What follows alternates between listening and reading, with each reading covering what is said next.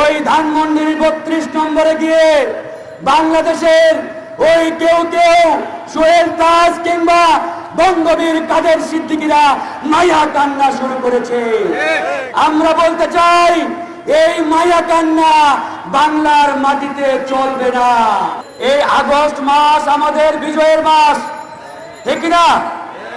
আমরা দ্বিতীয় স্বাধীনতা অর্জন করলেও এখনো বিপদ মুক্ত নয়।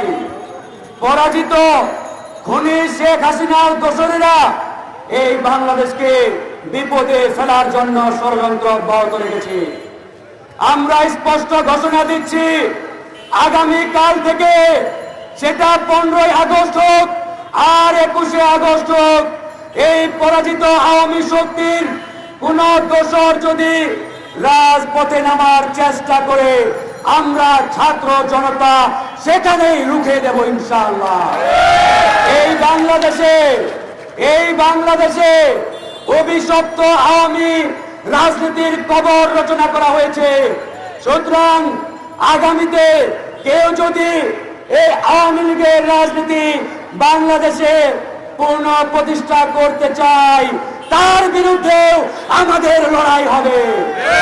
ইতিমধ্যে আমরা দেখতে পাচ্ছি ওই ধানমন্ডির ৩২ নম্বরে গিয়ে বাংলাদেশের ওই কেউ সোহেল তাজ কিংবা বঙ্গবীর কাদের সিদ্দিকীরা মায়া কান্না শুরু করেছে। আমরা বলতে চাই এই মায়া কান্না বাংলার মাটিতে চলবে না। এই বাংলার মাটিতে আপনারা কোনো মায়া কান্না দেখাবেন না, কারণ এই বঙ্গবন্ধু পরিবারের হাতে এদেশের হাজার হাজার ছাত্র জনতার রক্তের দাগ লেগে রয়েছে। তাই এরকম কোন খুনি ফ্যাসিস্ট রাজনৈতিক দলের ন্যূনতম কোনো অধিকার নেই বাংলাদেশে রাজনীতি করার।